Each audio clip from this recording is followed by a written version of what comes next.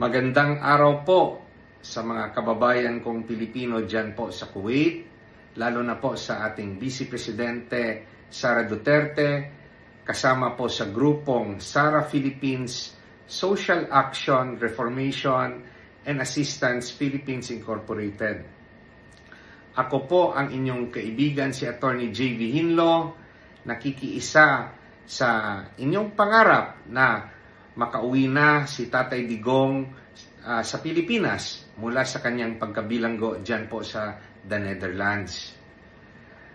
Sa ngayon po, ang ating bayan ay may sari-saring kinakaharap na problema. Problema sa korupsyon, kahirapan, rebelyon at sa droga. Yung nakakasama ng loob, kasi po, kesa sa mabigyan ito ng tunay na pansin ng buong gobyerno, may mga paksyon sa ating gobyerno po na ang utak, ang prioridad ay ang pagpapatalsik sa kay VP Sara mula sa kanyang pwesto. Ito po'y nakakasama sa ating bayan. Ano na po yung nangyari sa Uniteam?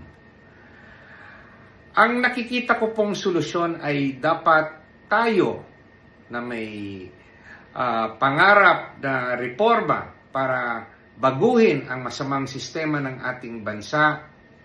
Dapat po tayo mag-organisa, magpalakas, magparami para po sa susunod na presidential election sa 2028, mailuklok natin ang tamang tao bilang susunod na presidente para mabigyan ng tunay na reforma ang mga problema na kinakaharap ng ating bansa.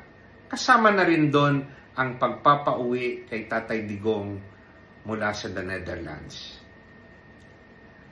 Sa ulitin, ako po si Attorney J.V. Hinlo, inyong kaibigan. Salamat po.